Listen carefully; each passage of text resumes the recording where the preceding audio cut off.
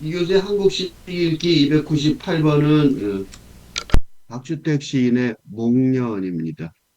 이 박주택 시인의 시선집, 박주택 시선집에서 21편을 읽고 있는데요.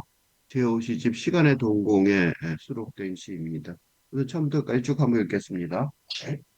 목련, 박주택.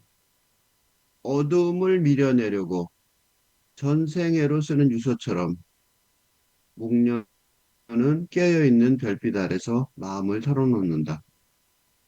저 목련은 그래서 떨어지기 쉬운 목을 가까스로 세우고 피디 흰 몸짓으로 새벽의 정원 어둠 속에서 아직 덜 쓴 채 남아있는 시간의 눈을 바라본다.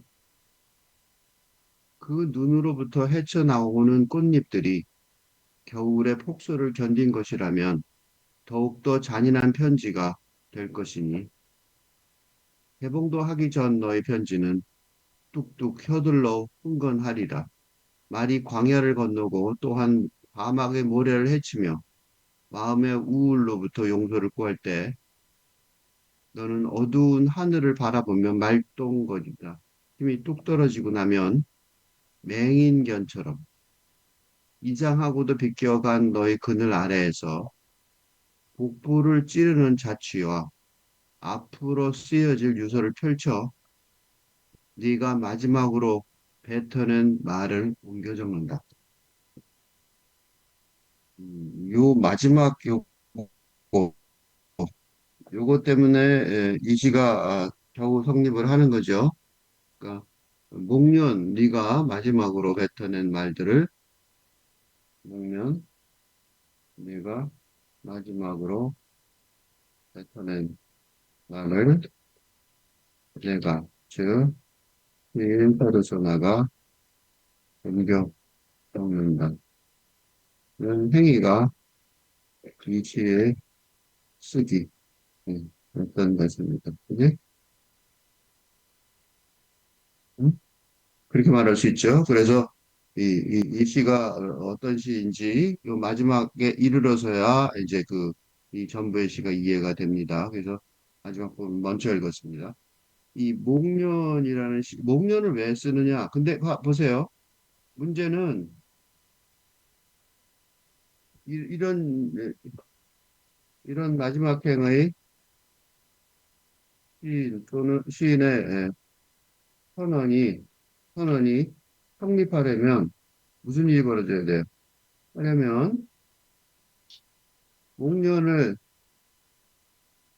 대변할 수 있어요. 그러니까 목련이 서벌탄인데 서벌탄은 여러 번 얘기했으니까 다른 데서 서벌탄 그러니까 그래도 할게요. 탈식민주의 인도죠. 인도 탈식민주의 이론에서 서벌탄 즉 자신의 권리를 언어로 이거는 저건 롤랑 바르트도 아주 인상적으로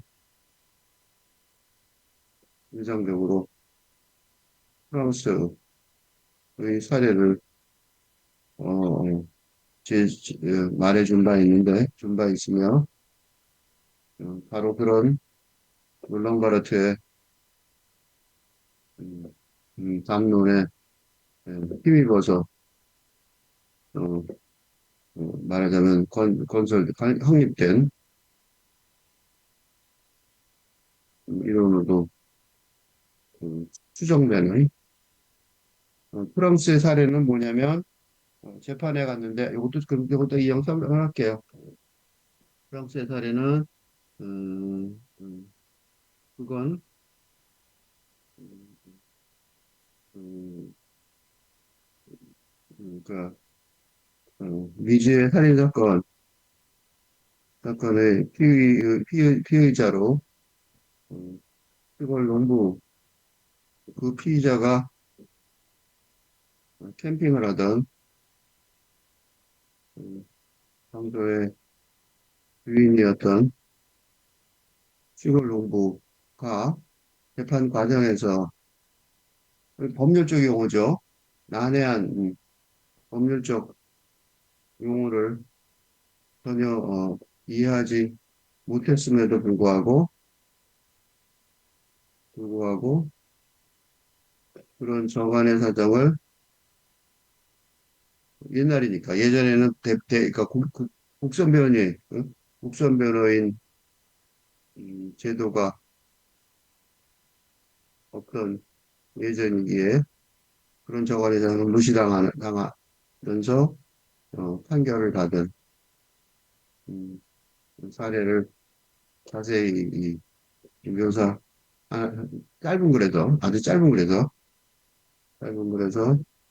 자세히 묘사함으로써 어? 내부 식민지적인 사정, 그러니까 문화의 차이죠.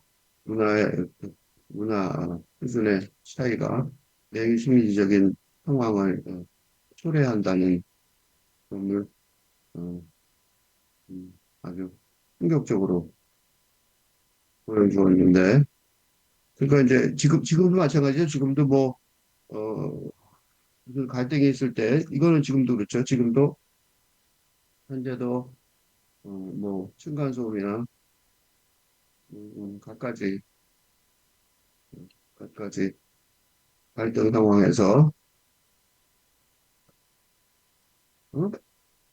논리적이고 여긴 추론을 법적으로 법적이거나 윤리적으로 어? 진행할 수 없는 그 윤리적으로 추론이나 법적으로 행할 수 없는 어, 행할 수 없는 문화 수준이 낮은 집단이 대부분 음, 실제 상황과 무관하게 실제 상황에는 아니죠. 이러면 그 뭐가 있냐면 층간소음이나 어, 학폭, 학생들 학폭 좀 그러니까 학폭도 그렇죠. 때린 놈이 더 큰 소리 치는 경우가 많죠. 때린 애들은 보통 응? 그, 그 문화 수준이 높은 집안 애들이 많으니까 무관하게 예, 불리한 어, 입장에 처하게 되는 일이 벌어지는데 바로 이런 룰란 말에게 담론에 힘입어서 확립된 이론으로 추정되는 인도 탈식민주의 이론, 그러니까 서벌탄이죠. 자기 권리를 언어로 어, 제대로 표현할 수 없는 집단을 지식인이 대변해 주어야 한다는 음, 주장인데 이와 비슷하게 비슷한 논리로 시인이 공연을 그지 이지에스처럼 공연을 대변할 수 있는가? 어떻게 왜 왜 그래야 하는가? 또는 어떻게 그럴 수 있는가? 라는 아주 복잡한 담론이 요구되는데, 그지? 목련을 어떻게 대변해요? 목련을 대변할 수, 도대체 목련이라는, 도대체 인간도 아니고, 애완동물도 아니죠. 그러니까 반려동물도 아니고,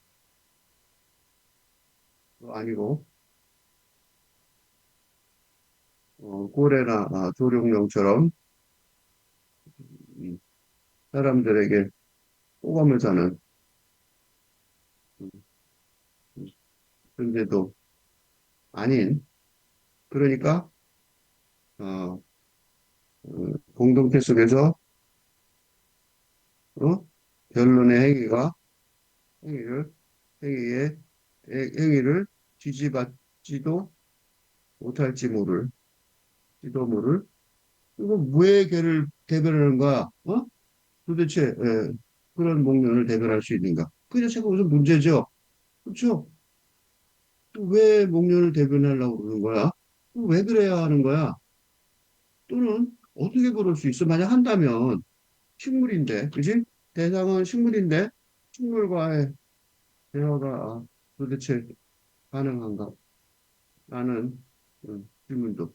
이게 문제가 뭐냐면, 지금 현재 최근에 내가 최근에 읽은 시가 동물 언어와 언어학이 아주 최근에 뭐랄까 확립된 분야일 정도로 일천한 과학적 연구가 연구 수준이고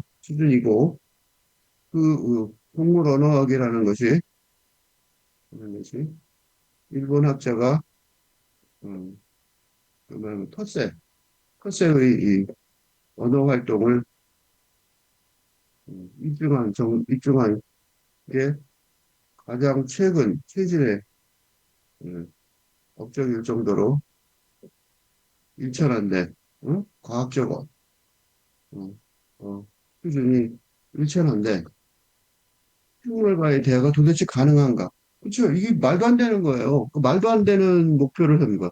아주 복잡하고 어려운 담론이 요구되는데, 박주택 시인은 당당하게 목련에 전 세계로 쓰는, 그래서 단순한 게 아니죠. 목련이란 목련이란 게 웃기는 게 뭐냐면, 목련의 특징은 아주 큰 꽃이, 그렇지, 허담하게 피지만, 목련의 어느 순간 뚝 떨어진, 동백처럼, 그지? 동백처럼 모가지가 그죠? 뚝 떨어져 버리는 경향이 있는, 목련의 전 세계로 쓰는 유서를 대필, 옮겨 적으려고 한다고 말합니다. 이게 도대체 가능해요? 그지? 굉장히 모호하고 어려운, 그지?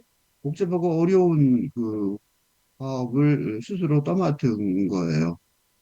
이거를 보면서, 어, 시몬 베이의 두 가지가 생각나는데, 하나는 중간에 편지가 나오죠. 여기 편지. 목련 편지, 그럼 우린 딱 떠오르는 게 있죠. 목련 편지, 그럼 떠오르는 게 뭐예요? 너무나도 유명한 노래죠. 박목월의 시.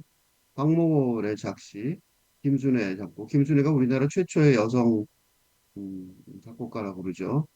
그러니까 얼마나 오래된 노래예요. 근데 그 노래 박목월은 서정시의 풍록파, 그지? 풍록파의 박목월이죠. 그러니까 서정시인들에게는 아주 뭐 거의 원천 같은 그런 분인데 그분의 정통을 이어간다는 그런 게 느껴져요. 그죠? 목련과 어, 편지를 연결한다는 거는 그런데 한국 문학을 조금 아는 사람이라면 당연히 이 4월의 노래를 기억하지 않을 수가 없어요. 그래서 우선 4월의 노래를 먼저 한번 보겠습니다. 목련꽃 그늘 안에서 베르테르의 편지를 읽노라. 음, 베르테르 그죠? 비극의 설문 베르테르의 비극이죠. 사랑하다 자살한 롯데. 그래서 우리나라 롯데 그룹이 있죠. 그 이름을 따서. 근데 어쨌든 그러니까 슬픈 사연을 읽는 거죠. 근데 목련꽃 그늘을 해서 이렇게 슬픈 사연을 읽는 게 참 어울리죠. 목련꽃이 이렇게 아까 말한 것처럼 동백이처럼 뚝 떨어지고 하얀 꽃이고 하얀 꽃이 많죠. 분홍색도 좀 있지만 아주 낭만적이고 서정적이죠. 구름꽃 피는 언덕에서 피리를 부노라. 아, 멀리 떠나와 이름 없는 항구에서 배를 타노라. 아주 서정시의 전형이죠. 뭔가 알 수 없는 그지 추상 그러니까 서정시라는 게 그렇죠. 기존의 서정시 스타일이 바로 이런 정서를 키워하는데 특화돼요. 그렇죠. 있었습니다. 그죠? 어, 뚜렷한 현실 감각은 없지만 그 정서가 노스탈지아와 유토피아가 아주 잘 버무려진 그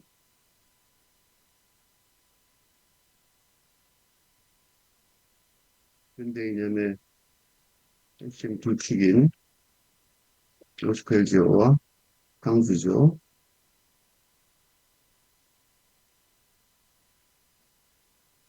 또 유토피아, 잘 정리해진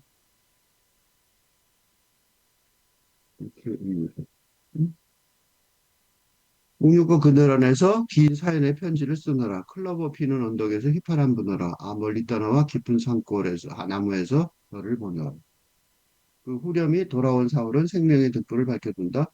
빛나는 꿈의 계절아 무지개 눈물 어린 무지개 계절아 이거는 그냥 소망이죠. 그러니까 서정 씨의 가장 큰 약점은 소망은 아주 참 좋은데 어떤 건지 정확하게 뚜렷하지가 않죠. 근데 여기서는 정말로 뚜렷하죠. 그러니까 대상을 정확하게 이 목련을 아주 정확하게 읽었죠. 여기서 목련에 지금 그러니까 특히 앞으로 쓰여질 유서 또 전세계로 쓰는 유서 이거는 뭐 이렇게 모호한 편지 얘기가 아니고 진짜로 딱 벌어지는 목련이라는 대상을 아까 내가 서벌턴 얘기한 것처럼 자기가 스스로 발언할 수 있는 능력이 없는데 그걸 대신 발현해 주려는 노력을 하고 있다는 거죠. 굉장한 과업을 스스로 부과를 했어요. 그래서 이런 게 많죠. 근데 이런 박주택 시인의 이 하나가 아니라 박주택 시인의 시에서 아주 자주 아주 자주 발견하는 소재, 메티에르 중 하나가 소재, 이건 소재 중 하나가 인간이 아닌 음, 동물이나 식물이나 무생물을 우리 발화 말하는 사람이죠. 걔가 말을 해요. 론스의 주체로 만드는 페르소나 시인의 노력 과정입니다. 어?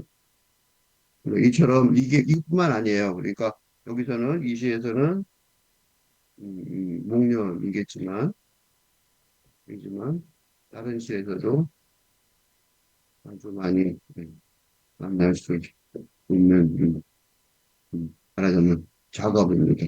그래서 도대체 이런 작업의 기저가 메커니즘 무엇인지 생각해 볼 필요가 있어서 그래서 약간 어려운 그죠? 약간 어려운 이론적인 토론을 해보겠습니다. 그래서 숨은 배우의 한 구절을 읽겠습니다. 이게 이어지는 거예요. 이게 어디 있냐면 뒤에 있어요. 시몬 배우의 신을 기다리며 그건 나는 이걸 초자연적 사랑으로 봤는데 그 초자연적 사랑 그러니까 목련에 대한 초자연적 사랑이죠. 이 시에서는. 근데 시몬 배우는 누굴 말하냐면 인간의 초자연적 사랑을 말해요. 누구냐면 인간과 인간의 자격을 박탈당한 자. 그, 이 두 존재 사이에 번개처럼 생겨나는 연민과 감사. 이거예요. 착한 사마리아인이죠. 착한 사마리아인의 음, 우화죠. 예수 그리스도가 뭐랄까, 그리스도인의 홍위, 성령으로 제지한, 에서처럼. 이게 이제 예수님이라면 또는 종교 영성을 믿는 사람이라면 그러니까 음, 착한 사마리아니 자꾸 내가 자꾸 얘기하는데 최근에 그거는 어, 이는 명성 그러니까 물질적인 고 육체적인 세계 세상을 부인하는 것은 아니지만 부인하면 행동할 수가 없죠. 그걸 부인하면 그것을 부인하면 착한 행위를 할 장소가 없어지니까 없어지니까 부인할 수는 없지만 영혼이라는 영성의 세계를 인정한다면 그리고 어, 영, 성령이나 신성과 어, 만나려면 그러면 하나가 되어 합일하려면 영성 세계를 인정하지 않을 수가 없는데 그게 구원인데 그게 소위 은총이고 구원이며 이게 바로 이게 바로 종교 행위의 핵심 본질인데 이런 영성의 신성과 합일할 가능성이 가능성이 열리는 그 은총을 다들 받거나 다들 영성의 사람인 음, 이 인간과 그런 인간을 말하는 거예요. 그런 인간은 당연히 사람이면 당연히 착한 사마리아인의 마음가짐으로 살아가야 하는데 그런 그런 인간이에요. 그러니까 사람이라고 다 사람이 아닌 거죠. 이건 다시 말하면 어, 사람이라고 그 앞에서 써야겠다. 소위 사람이라고 다 사람이 아닌 것이 응? 영혼의 음, 존재를 모르면 육체적이고 물질적인 차원에서만 살아가게 되는데 이는 동물들과 다르다. 동물이나 심지어 식물들과 다를 바 없이 예, 됩니다. 이제 그렇죠. 다를 바 없어요. 그러니까 이제 되는데 이는 예를 들면 적극적 상품이라면 동물들이고 소극적 상품이라면 식물들 다를 바 없어지게 됩니다. 그러니까 인간이 아닌 거죠. 그러니까 인간이 사람이 아니니까 사람으로 대할 수 없게 되는 그런 사람들 많아요. 그런 사람들한테 혹시 힘들면 저 사람 사람이 아니구나 아직 아니구나. 나는 어떤 때는 사람 얼굴에서 동물을 직접 보는 적도 있어. 어쨌든 그런 인간인자 왜 이걸 길게 설명했어요? 어쩌면 어쩌면 바로 사람 인간이 되려는 노력을 핵심 노력에서 핵심 행위가 직접 상상력 그것도 영적인 직접 상상력을 수밖에 없기 때문입니다. 바로 이 지점에서 지금 시몬 배유의 글이 박수택의 직접 상상력과 만날 수 있게 되는 것을. 응? 그러니까 왜 갑자기 시몬 배유 영성세상을 왜 얘기해요? 두 개가 만난단 말이죠. 그리고 이런 만남이 가능해진 건 바로 물질적 세계관인 근대 담론의 을 넘어서는 팔근대 담론의 시대가 도래했기 때문입니다. 지금 시대가 팔근대 담론의 시대고 물질적 세상 근대까지 돈만 벌면 된다죠. 그지? 이거 뭐야 이거 부분 모르면 뭐야? 돈만 잘 벌면 된다. 된다는 점. 응? 이것만 잡으면 된다는 게 바로 동물 같은 거죠. 애들은 먹을 것만 많으면 된다. 동물들은 근데 인간보다는 낫죠. 걔들은 먹다 배부르면 가요, 그냥. 어쨌든 그런 인간인 자와 인간의 자격을 박탈당한 자. 이게 사건 사마리아인이 그러죠. 그래서 두 사람 중 하나는 도랑가에 피 흘리며 꼼짝 않고 쓰러져 있는 약간의 벌거벗은 살덩이에 불과한 사람이 아니죠. 사람이 아니잖아. 그냥 죽을지도 모르는 그저 물질에 지나지 않는 익명의 존재. 어? 그래서 어떻게 해요? 그 곁을 지나가는 사람들은 그의 존재를 거의 깨닫지 못하며 몇 분 뒤에 그를 보았다는 사실조차 잊어버리는 거죠.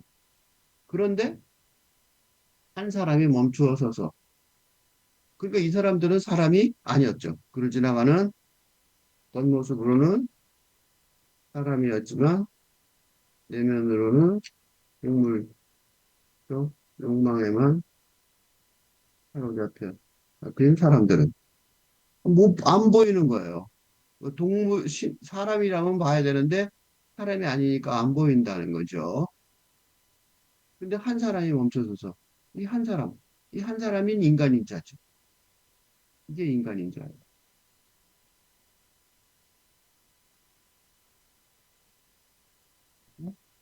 인간인자.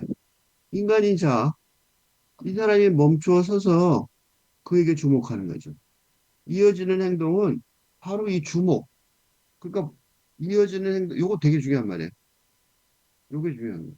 이어지는 행동들은 바로 이 순간의 기계적인 결과일 뿐이다. 그러니까 뭐 때문에 이 행동은 나중에 아무것도 아니라는 거예요. 뭐가 중요한 거야? 창조적 주목이 중요하다는 거야. 이 순간. 근데 이 창조적, 이 글에서 중요한 건 지금부터예요. 이 주목이 작동하는 순간, 왜 이게 창조적 주목이고 이게 착한 사마리아인이 중요하냐면, 작동하는 순간, 이게 시몬 배의 놀라운 점이 포기라는 단어를 써요. 포기가 된다. 순수한 주목이라면, 이건 포기라는 거예요.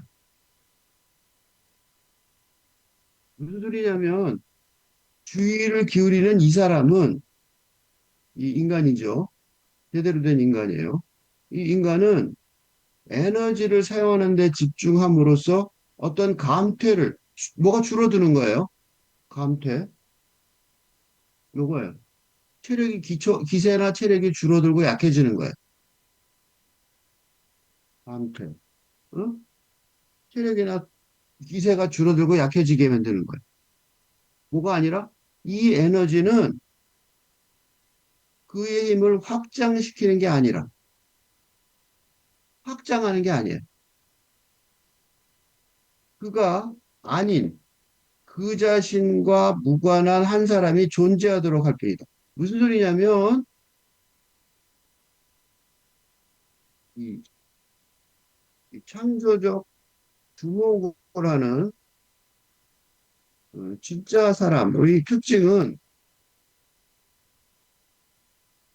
자기 자아의 확장이라는 욕망의, 어? 그지? 욕망의 연속적 행위에 갇혀있지 못한다. 갇혀있을 수 없다는 말. 음? 그래서, 그래서 어떻게 돼요? 인간의 자격을 박탈당한 존재 앞에서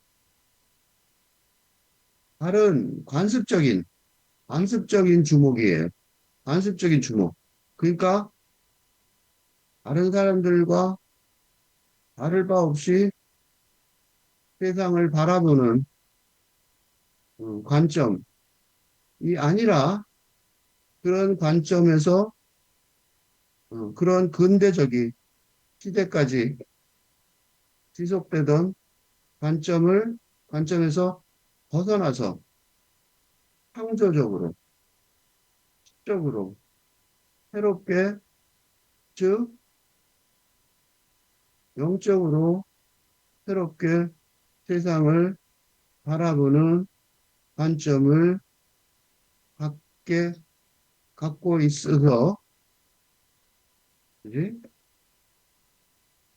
이 인간의 자격을 박탈하는 존재를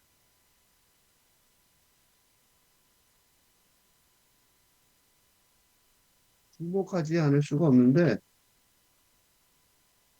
이는 그저 한 번 보는 게 아니라, 뭐예요? 한 번 보는 게 아니라, 그러니까, 그러니까,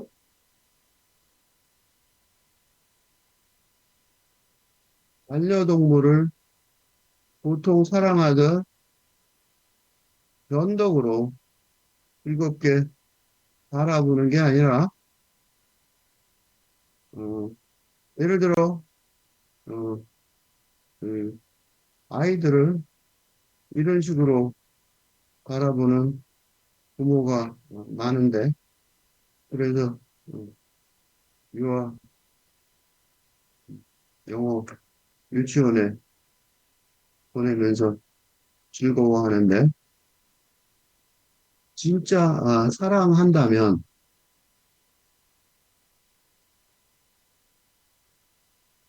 바로 그 타자, 아이들이나 들등 성인의 자격을 아직 못 얻은 거죠. 권리가 없죠.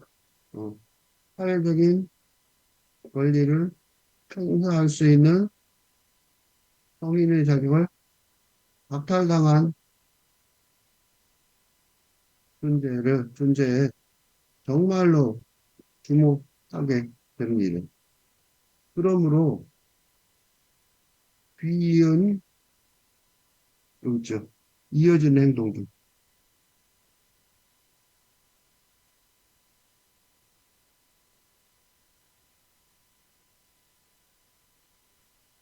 이어지는 행동들은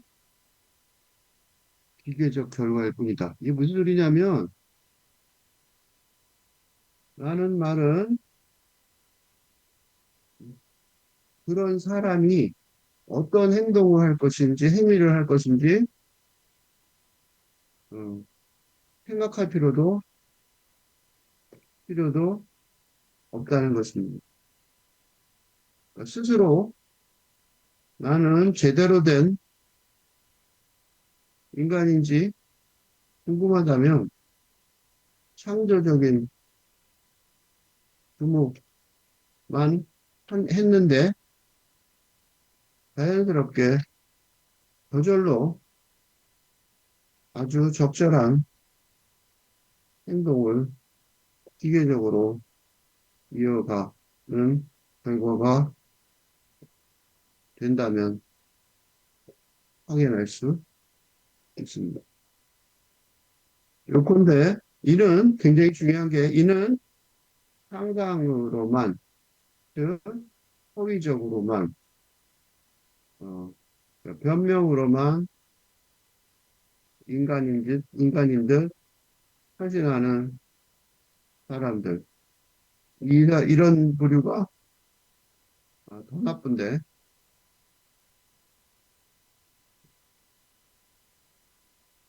음, 그들의, 어, 그런 사람들의 어, 그 본질을 확인하는 방법은 아주 쉽게 이어지는 행동들을 보면 된다는 것이 됩니다. 음? 자, 이 타인이 존재하기를 바란다. 그치? 이 타인이 존재하기를 바란다는 것은 공감을 통해 타인 자신이 이게 왜 문제냐면 이게 공감이 무서운 공감이에요. 왜 무서운 공감이냐면 자신이 이 타인 안으로 옮겨지는 거예요. 그래서 무슨 일이 벌어져요? 아까 그랬죠. 뭐라 그랬어요? 감퇴. 이건 무슨 소리냐면 공감을 통해 자신이 감퇴. 음, 자신이 이라는 존재성이 감퇴하면서 자신이 타인 안으로 옮겨지는. 이게 진짜 공감. 이게 공감이라고만 했는데, 이건 뭐냐면, 자비와 사랑이라고 할 수 있는 음, 결과죠. 행동의 결과, 를 산출하는. 공감이, 이런 진짜 공감이죠. 진짜 공감이죠. 어, 행동을 한단 말이에요. 착한 사마리아인도 그랬죠. 그 사람도 아니고 죽어가는 사람을 자기가 가던 길을 멈추고 외출복을 입었을 텐데 그 다 신경 안 쓰고 그래서 결과적으로 타인이 처한 무감각한 물질의 상태에 동참하게 된다. 요걸 보고 내가 그 목련을 생각했어요. 그러니까 착한 사마리아인 예수 그리스도가 어, 표시한 사랑과 자비의 모델인 착한 사마리아인에 관한 시몬 베이의 그 담론의 결론을 뭐예요? 무감각한 물질 물질의 상태에 있는 음? 그 이방인 뿐만 아니라 그와 다를 바 없는 없이 무감각한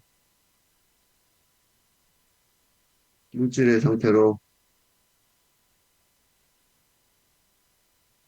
물질하는 그 뭐예요? 앞으로 쓰여질 유서가 유서인 현생애로 쓰는 유서를 유서의 주인인 주체죠. 주체인 앞으로 쓰여질 유서와 전 세계로 쓰여질 유체인 목련을 대상으로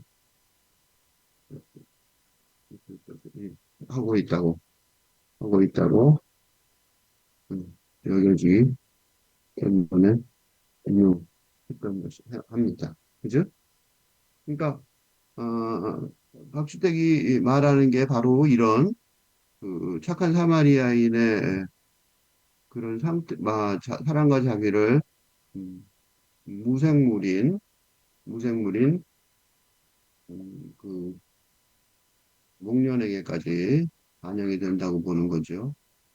하나만 더 읽어보겠습니다. 이게 뭐냐면 예술과 과학에서도 탁월한 것이든 평범한 것이든 이류 생산물은 중요한 거는 예술이든 과학이든 이 문화적인 행위에 있어서 어,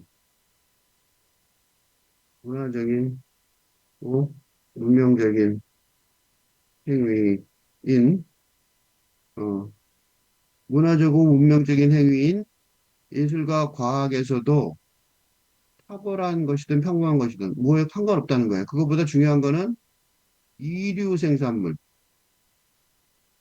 이류는 자기 확장이라는 거.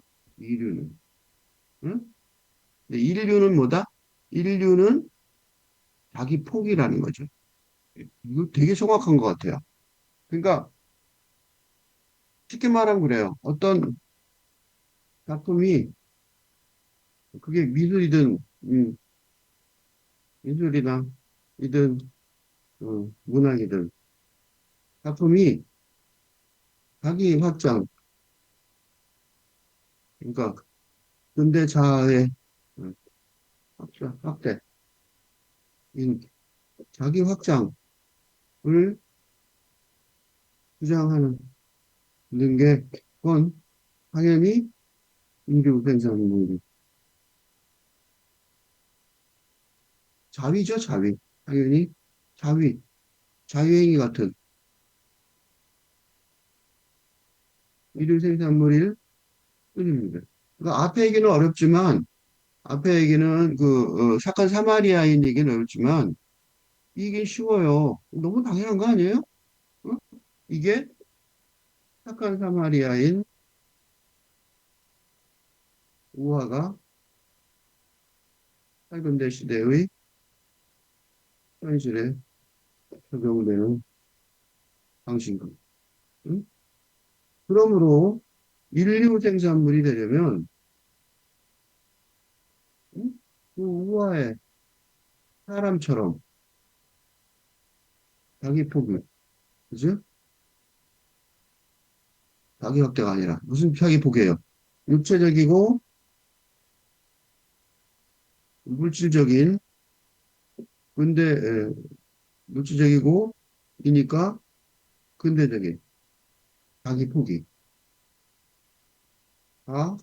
기본 전쟁. 응? 근데 보통 우리가 이런 진실을 파악하지 못하는 건 왜 그러냐면 이게 진짜인데 이걸 파악을 못해요. 이거는 인류 생산물과 번쩍이는 인류 생산물이 뒤섞여서 명성을 얻고 있다고. 응? 이번에 월드컵 축구에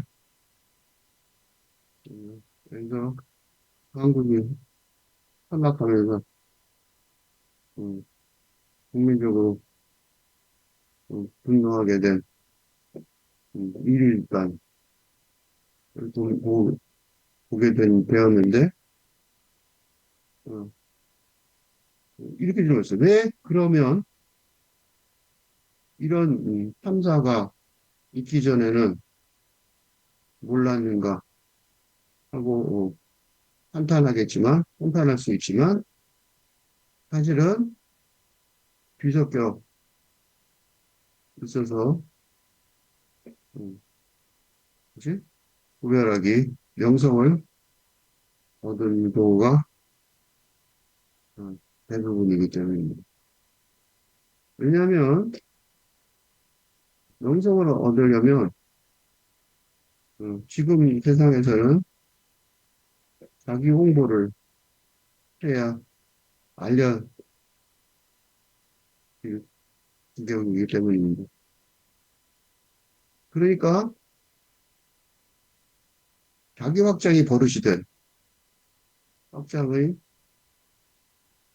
인물이나 생산물이 번쩍이는 듯하기는 모습을 보이는 경우가 많기 때문입니다. 특히 이 대중 K-팝 등 음, 대중예술에서는 대다수인 아직 사람이 되지 못한 즉 영적 차원을 아, 제대로 알지 못하는 사람들이 대다수이기 때문에 명성 자체가 음, 조심스러울 수밖에 없죠. 음? 이걸 해결할 방법은 뭔지 여기 나오죠. 그리고 그리고 이 담론이 문제를 해결하는 실마리를 제공하고 있습니다. 그치? 누구를 해야 돼요? 그러니까 플라톤의 음, 철학자, 정치. 예전에 이미 음, 갈 길을 말해 놓기도 했습니다. 그죠? 무차별한 칭송을 받고 심지어 후자가 더 높이 평가되는 일도 잦기 때문인 거죠. 근데 왜 그러냐면 이는 또 하나의 이유가 있어요. 또 하나의 또 하나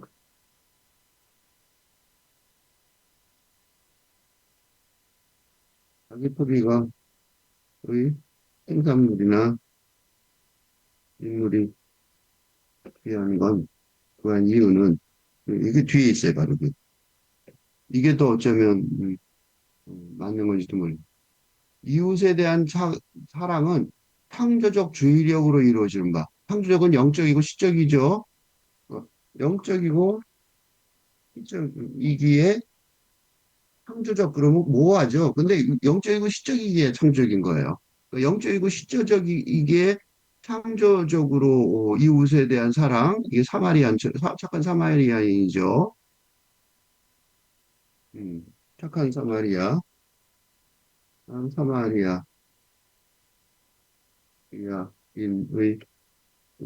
에서처럼 그 착한 사마리아인을 왜 예수님이 얘기했겠어요? 그게 만나기 쉬운 사람이 아니라고. 그래서 뭐라고 썼어요? 천재성과 유사하다. 천재는 아주 드물게 천재라고 부르는 거죠. 그러니까 그 정도로 드물다는 거야. 이거를 떤 영성가는 인류의 4% 정도라고 계산하기도 한 바 있어요. 우리는 4% 정도라고 계산한 바 있습니다. 또한 좋은 점은 근데 그분이 이름을 말하면 내 이름 기억이 안 나는데 이분의 주장은 2004년 정도, 2004년경에 인류가 어, 동물의 차원에서 인간의 차원으로 평균 수준이 높아졌다고 안 봐도 있습니다. 그러니까 희망적인 거죠. 응? 근데 어쨌든 간에 이 4% 높게 본것 같아요. 더 늘어날지는 모르지만 4%는 정말 드물죠.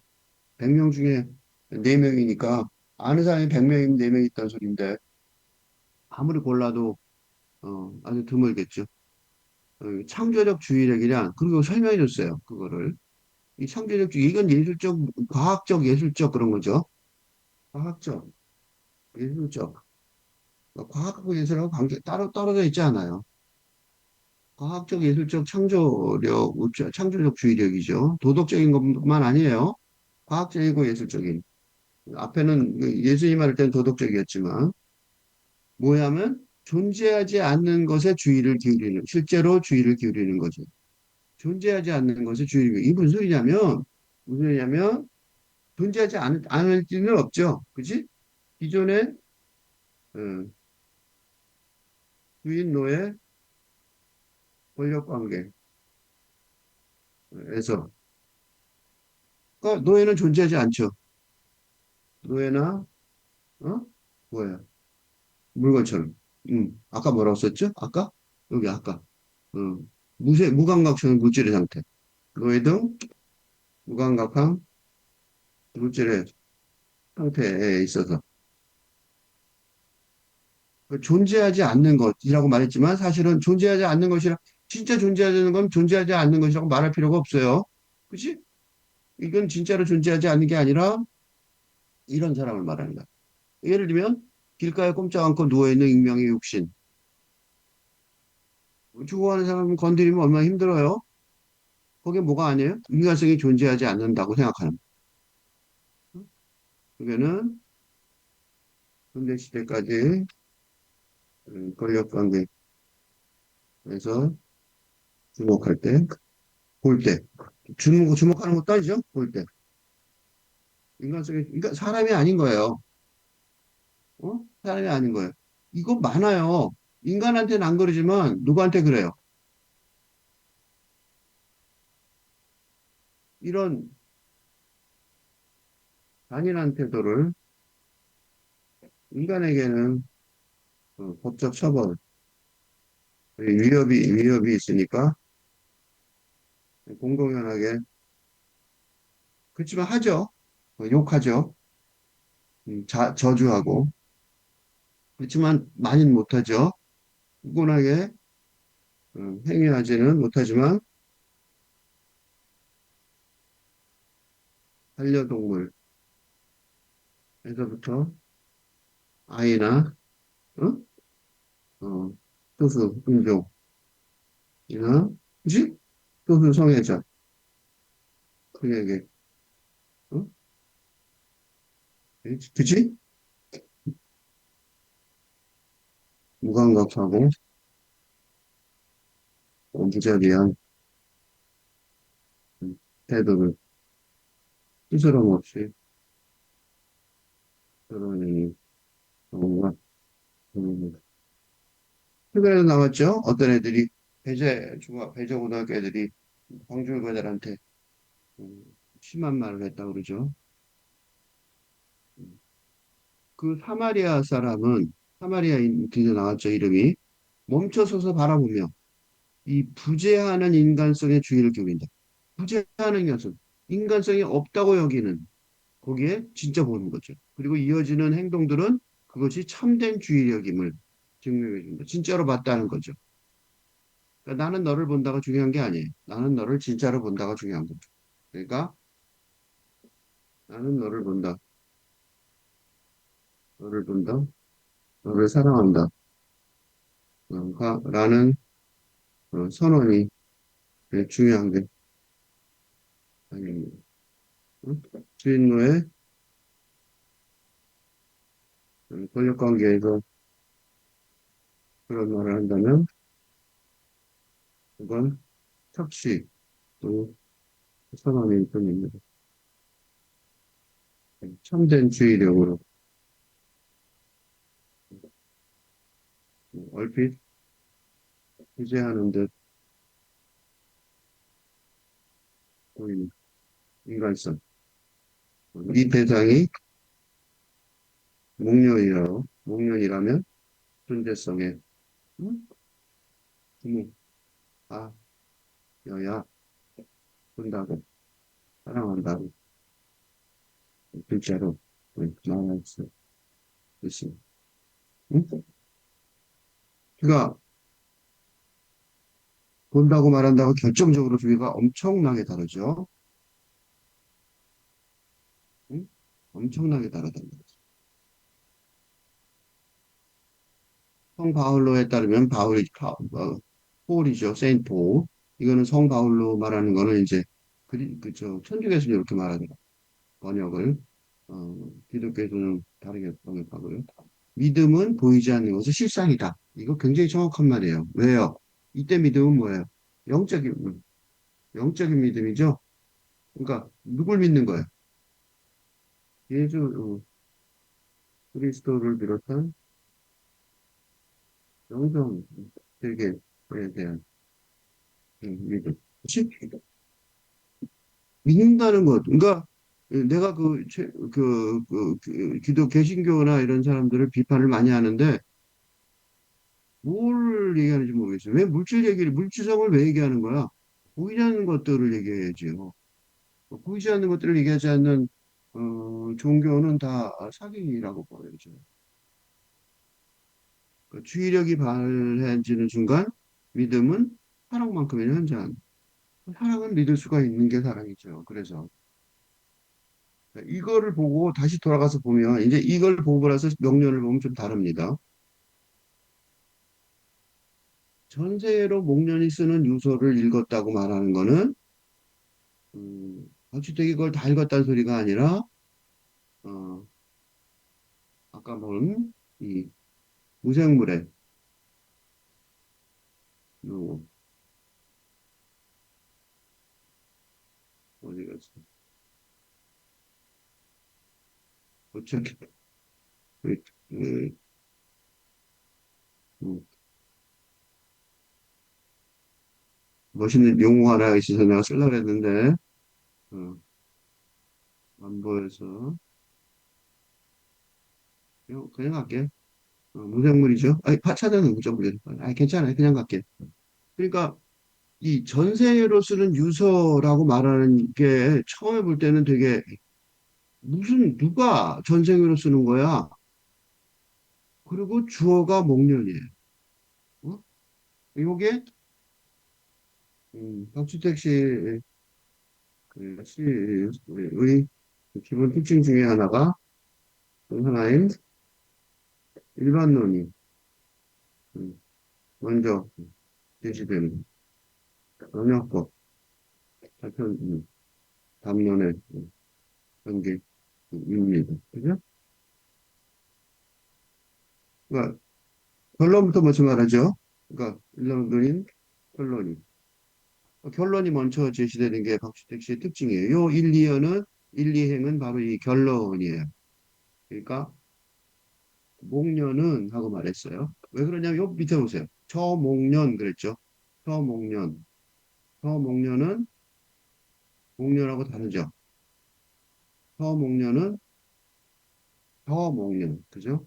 그러니까 대, 지시대명사죠. 그러니까 무슨 소리냐면 저 하나의 목련 그런 뜻이죠. 저 하나의 목련. 저 하나의. 그죠? 하나의 목련. 왜 하나의 목련이라고 썼을까요? 왜냐면 이거는 아래부터는 이어서는 이어지는 부분은 첫 이행의 일반론을 실제적인 음, 실험 여기 사고 실험이죠 여기서는 사고 실험을 통해 증명하려는 음, 과정이기 때문에 실험 대상이 하나 대표로 존재합니다. 그렇죠? 그래서 처음에 말한 거는 황당해요. 우선 목련이 있는데 목련이 전생애로 쓰는 유서를 털어놓는데요. 그 유서가 마음이에요. 목련의 마음이 있나? 이런 생각이 들죠. 그러니까 무슨 문제가 뭐냐면 목련의 마음이 있냐? 이 질문이 여러 개예요. 첫째, 목련의 마음이 있다고 볼 수 있는 라는 질문이 먼저 등장합니다. 그죠? 이 마음이 있어요. 전생애로 쓰는 유서를 생각해 볼 수 있기 때문입니다. 그죠? 그리고 그 목련이 쓰는 그 과정이 어, 분위기가 배경이 여기 있어요. 어둠을 밀어내려고 그다음에 깨어있는 별빛 아래서 이거예요. 이게 이제 분위기죠. 이게. 근데 어둠을 밀어내려고라고 말했는데 이 커마가 찍혀 있었어요. 그러니까 어둠을 밀어내려고는 어둠을 밀어내려고는 이 뭐 쓰는 목적이에요. 그지? 그래서 또 하나 질문은 어둠을 밀어내려고 공연히 마음을 털어놓으며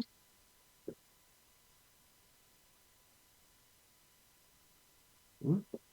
전생애로 그런 문서를 쓰고 있다고 시임 페르소나가 주장하고 있습니다. 그치?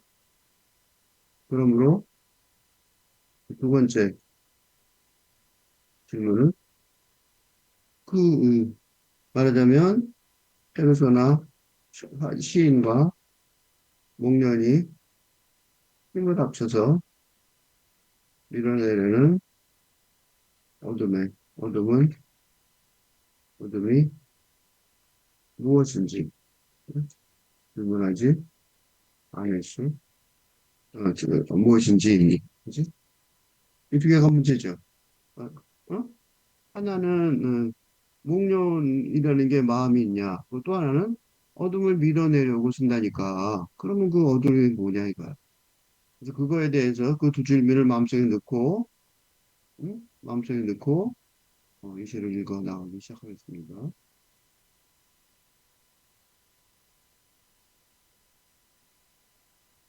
그래서 한 사례를 보여주는 거야. 한 사례가 어디 있냐면 여기까지 이렇게. 응?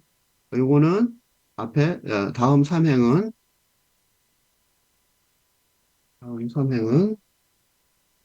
첫 이행의 개별 이런 상태이죠. 첫 이해에서 어떻게 해요? 첫 이해에서 총괄적으로, 이론적으로 제시된 사상의 개별 현상이거든요. 그죠? 그러겠죠? 그럼 뭐라고 봅시다. 저 목령은, 목련이니까 저 목련이니까 대표, 이게 대표, 어, 어, 하는, 목련 전체를 대표하는 목련이겠죠. 그래서 떨어지기 쉬운 몫을 가까스로 세우고, 그래서, 여기가 일부러 강조했어요. 그래서는 뭐예요? 그래서는, 어, 혹시 1, 2행이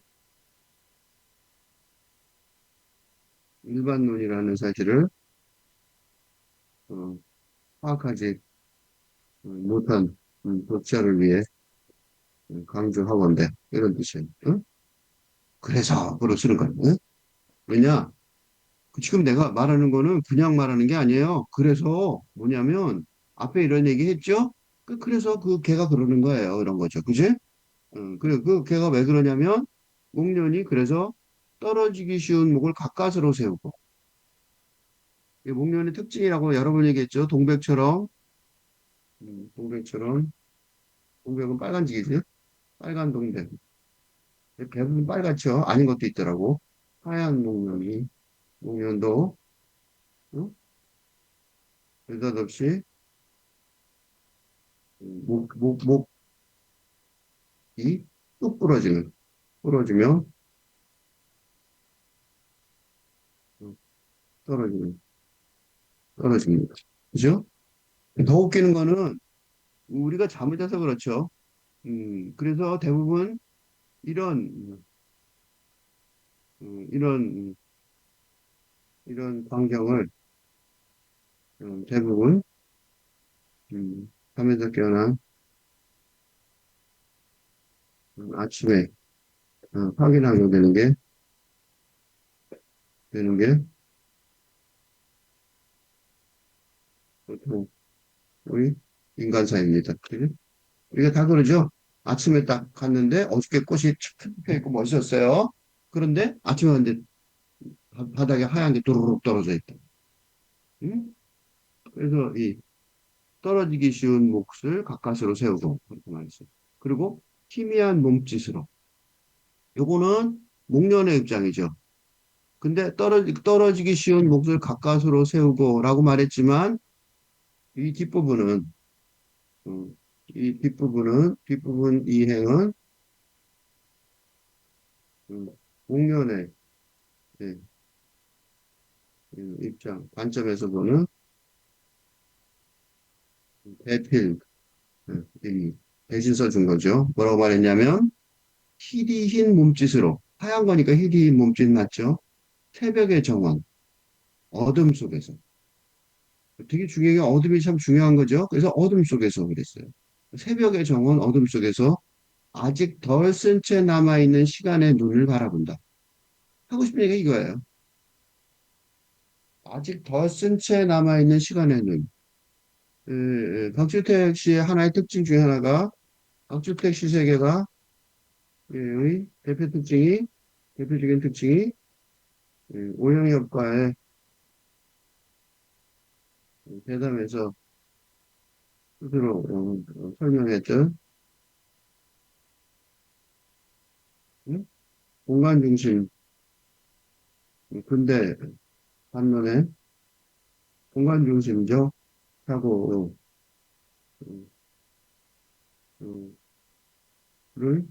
뭐라 그럴까 비판적으로 생각하는 거죠.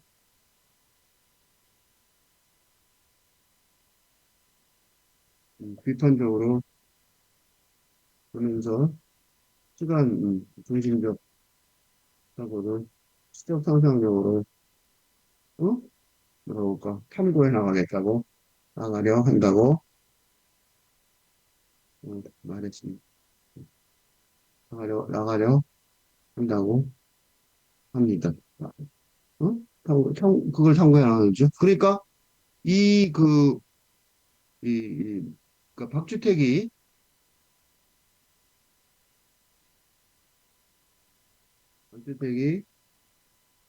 목련을 대신해서 쓰는, 쓰려는, 또는 쓰는, 또는 또는 쓰려는 용어, 전생애로 쓰는 유서, 전생애로 쓰는 유서를 어떤 관점에서 아직 덜 쓴 채 남아있는 시간의 눈의 관점에서 쓰겠다고 말하고 있습니다. 응? 그러니까 바로 이 지점에서 박주택이 목련을 그의 메티에르로 선정한 것입니다. 응? 그러니까 목련이 아니라 목련이라는 우리가 잘 아는 정원이나 동산의 공간적인 위치를 차지하고 있는 하는 나무가 아니라 어떻게 해요? 그 시간의 음, 흐름 속에서 살아가는 그러니까 인간도 사람도 그렇고 동물도 그렇듯이 그지? 한계가 있는 그지? 필멸이니까 생명체는 다 필멸이니까 한계가 있는 시간을 사용하며 살아가는 영혼이라는 점에서 공통점이 있기 때문입니다. 바로 이런 시간적 한계, 즉, 필멸의 공통점이 공연을 주로 쓰게 할 수 있게 한다고 여겨집니다. 그래서 뭐라고 나오냐면, 그래서 꽃잎들이 어떤 건지를 알게 되는 거예요. 그래서,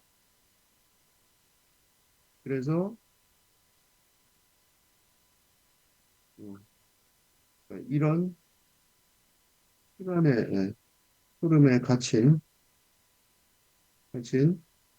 필멸의 존재라는 입장에서 공연을 특히 그 꽃잎을 다시 본 것이 있게 됩니다. 그래서 뭐라고 그랬어요? 그 눈으로부터 헤쳐나오는 꽃잎들이 이때 이때 눈은 두 가지죠. 이중적이죠. 이때 눈은 하나는 시간의 눈이고 어, 시간의 어, 눈이기도 하지만 또 하나 그 나무들이 그런 거 알아요? 겨우 내내 그 꽃봉오리를 달고 있죠. 꽃봉오리를 달고 있었기에 예? 겨울에 폭설 눈을 헤쳐나오기도 했었기 때문에 예? 했었기에 그러니까 시간의 눈만 헤쳐나오는 게 아니죠. 그러니까 필멸의 압력을 주는 그지? 필멸의 압력 또 더 심하죠. 더 나아가서 언제든 그지? 아까 여기서 났죠. 언제든 떨어지기 쉬운 떨어지기 쉬운 목을 바깥으로 세우고 있으니까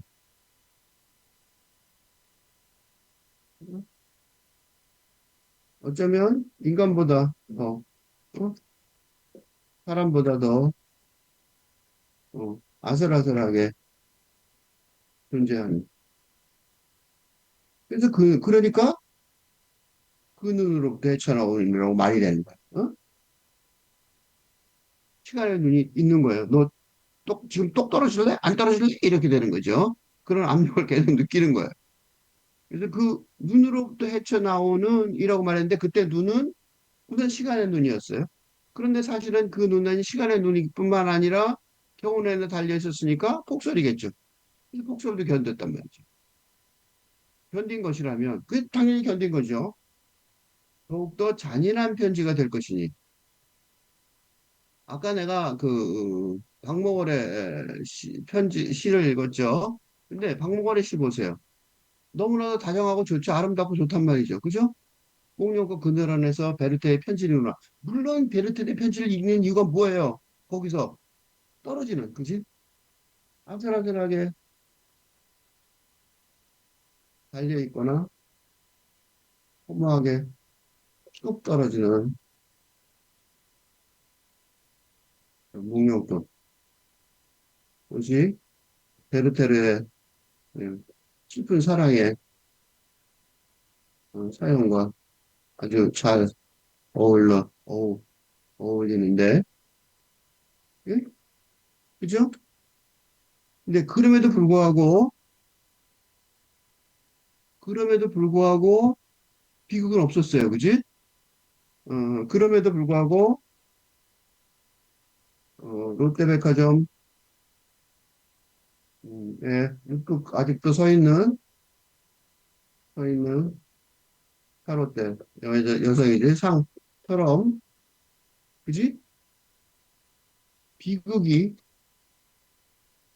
현실 세계에서, 어, 폭발적으로 실현되지는 않은 상태이었습니다. 그지? 그러니까 뭐 피리를 불고 그지? 돌아온 하월은 생명의 등불을 밝혀준다. 빛나는 꿈의 계절아, 눈물 어린 무지개의 계절아. 무지개까지 말이죠. 이렇게 희망을 가질 수가 있었단 말이죠. 그런데 잔인한 편지라고 썼어요. 잔인한 편지. 박물의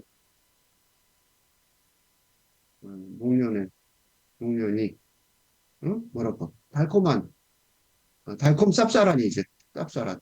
왜냐하면 실패했으니까 편지를 보낸다면 그의 이 전통을 이어받을 이어받으려는 박주토의 그 세계관은 그게 아주 잔인한 편지일 수밖에 없다는 가지를 직시하고 있습니다. 이거는 너무 당연하죠. 이게 해방 이후죠.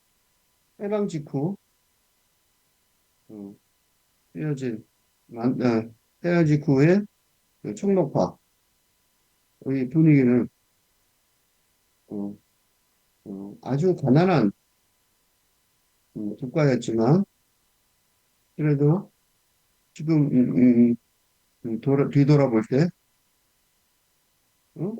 정근대에서 탈근대로 도약적으로 발전할 근대화의 과정을 어, 눈앞에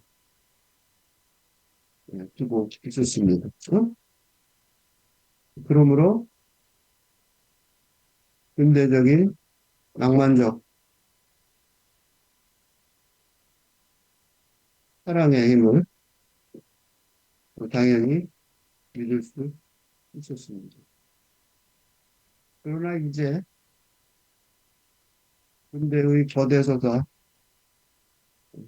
어, 공개된 것이 확실해진 세상에서 그런 어, 편지를 받는다면 잔인한 희망 고문일 수밖에 없을 것입니다. 그죠? 그러니까 서정 씨도 이제는 잔혹하게 되지 않을 수 없다는 말입니다. 응? 이게 사무엘 백제죠. 고독을 기다리며 를 비롯한 아방가르드, 연극이, 희극이, 희곡이 오래전에 확인해준 사실입니다. 응?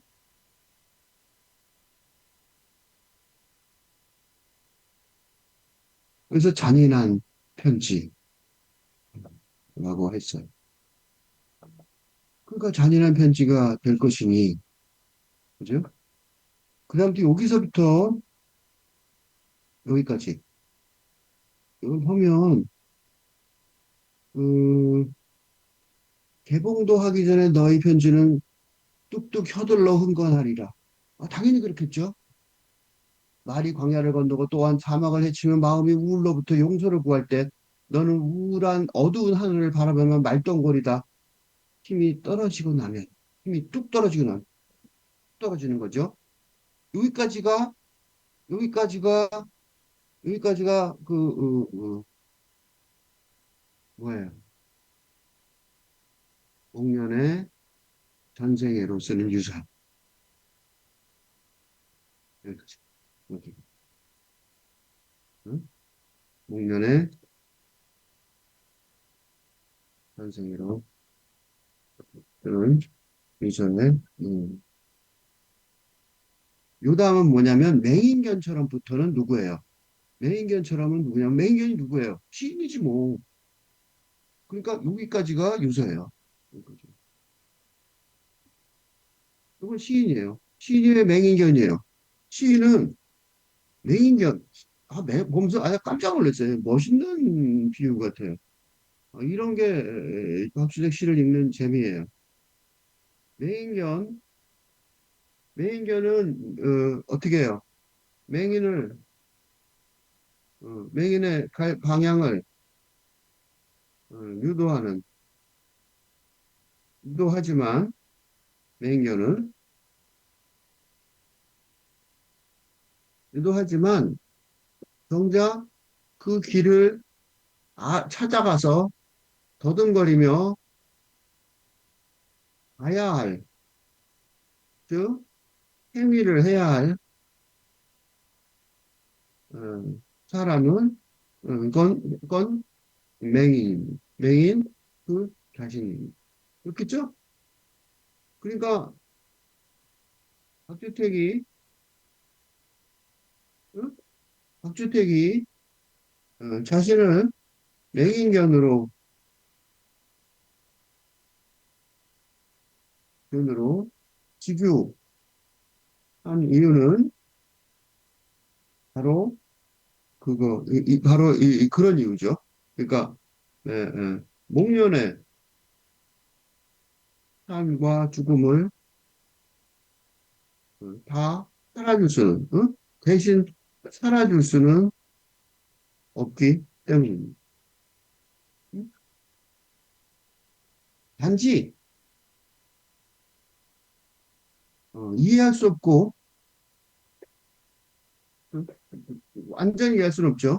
충분히 이해할 수 없지만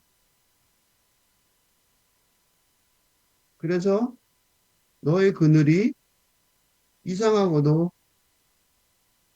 웃겨간 것처럼 느껴지지만 그럼에도 불구하고 이런 대필의 노력, 서벌탄 이런 서벌탄을 위한 규탄, 그지? 이거는 칼군대 이런 인도 칼군대 음, 이론가들처럼 그런 대필의 노력을 의 임무를 회피하지 않겠다고 어, 선언을 합니다. 이거 재밌는 게 그러니까 이런 그 서정시의 어, 최근 전통의 시자가 이게 비판적이었던 이유는 음풍영혼, 음풍영혼, 음풍영혼이 뭐냐면 한잔말이 있어요. 어, 바람을 노래하고 어, 달을 어, 바람을 읊고 달을 노래하는 어, 즉 세상의 현실에 무관한 듯 자신의 감수성, 사적인 감수성에 빠져 있는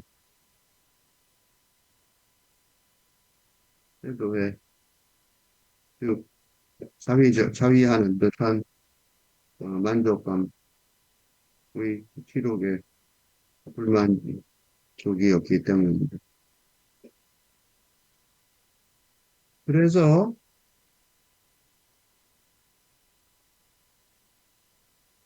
박주택의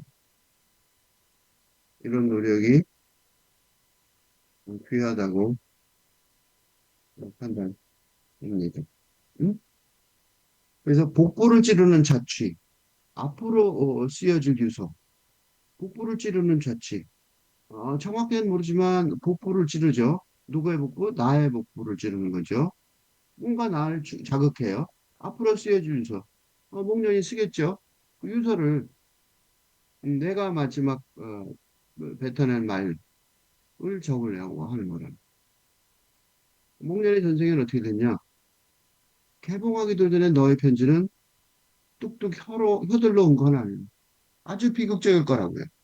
어, 4월의 노래처럼 다정하고 따뜻할 리가 없다는 거죠. 요거를 나중에 읽은 이유가 여기가 약간 묘해요. 왜 묘하냐면 한번 보세요. 말이 광야를 건너고 또한 사막의 모래를 헤치며 마음이 우울로부터 용서를 구할 때 너는 어두운 하늘을 바라보며 말똥거리다. 말똥거리다는 말똥말똥 쳐다보다죠. 말똥거리다 어디냐면 여기 해. 여기 생기고 또랑또랑한 눈알을 자꾸 굴리며 말끄러미 쳐다보다요. 그러니까 한 있을 때 딱 그런 느낌이죠. 아무 문제 없이 딱 있는 거야. 그러다 말똥거리다 힘이 똑 떨어지는 거죠. 똑 떨어지잖아. 그지? 이때 요 마음이 우울로부터 용서를 구할 때 이건 누구예요? 공년의 전세계로 쓰는 유서의 내용에 가운데 뭐가 들어있냐면 마음이 우울로부터 용서를 구할 때가 들어있어요. 이 시는 우울로부터 용서를 구할 대상으로 목련을 선택한 것입니다. 이게 정당합니다. 왜냐하면 시인은 창조주가 아닙니다. 그도 그저 피조물의 하나의 인간일 뿐입니다. 그러므로 시인이 목련을 목련을 대신하여 하려 나섰지만 음, 예수 그리스도처럼 대속이라고 그러죠. 대속 대신 그 남의 죄를 대속 남의 죄를 그지 인류의 죄를 대신하는 거예요. 인류의 죄를 음, 대속하는 그런 신성한 역할을 할 수 있는 능력이 없는 인간일 뿐입니다. 뿐이기 때문입니다. 그러므로 시인에게도 왜 목련을 대신해서 말을 하고 싶어졌는지 네, 그 근거가 뚜렷해야 합니다. 그게 바로 이 부분이에요. 마음이 우울로. 우울로부터 용서를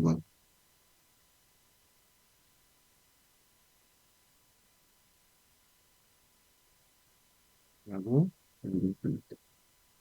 나는 아니라도 어? 마음이 우울로부터 용서를 구하려고. 그래서 목련이 있는 거야.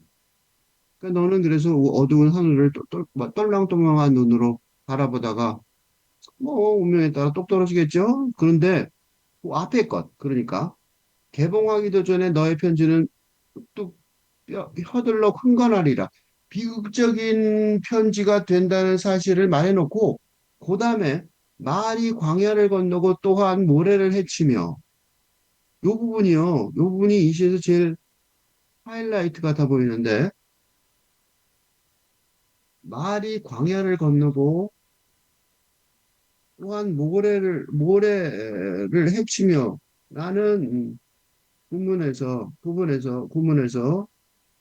이 말은 목련의 말이기도 하지만 시인 페르소나의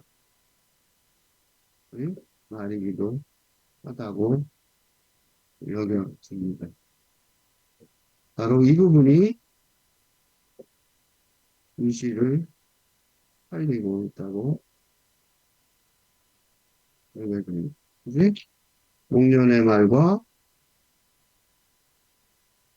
시인 페르소나의 말이 시인 페르소나의 말이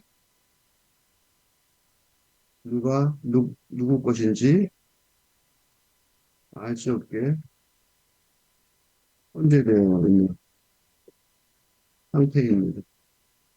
이게 바로 착한 사마리아 의 사랑, 공감과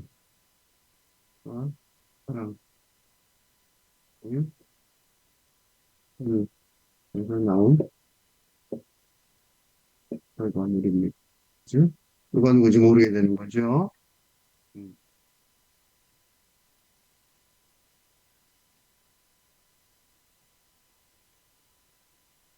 음.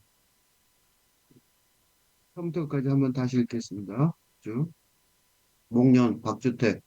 어둠을 밀어내려고 전생애로 쓰는 유서처럼 목련은 깨어있는 별빛 아래서 마음을 털어놓는다. 어둠이 누군지 뚜렷하죠, 이제. 목련과 시인이죠. 시인에게 다 마찬가지죠. 저 목련은 그래서 떨어지기 쉬운 목을 가까스로 세우고 피디인 몸짓으로 새벽의 정원 어둠 속에서 아직 덜 쓴 채 남아있는 시간의 눈을 바라본다. 그 눈으로부터 헤쳐나오는 꽃잎들이 겨울의 폭설을 견딘 것이라면 더욱더 잔인한 편지가 될 것이니 개봉도 하기 전 너의 편지는 뚝뚝 혀들러 흥건하리라. 말이 광야를 건너고 또한 사막의 모래를 헤치며 마음이 우울로부터 용서를 구할 때 너는 어두운 하늘을 바라보며 말똥거리다 힘이 뚝 떨어지고 나면